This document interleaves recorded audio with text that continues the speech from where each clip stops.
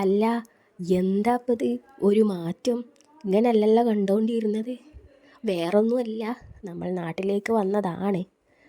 അപ്പം കുറച്ചുകൂടി aesthetic look കിട്ടാൻ വേണ്ടിയിട്ട് കുറച്ച് അൽക്കുലത്തെ സാധനങ്ങൾ എടുത്ത് വെച്ചതാണ്, വേറൊന്നുമല്ല.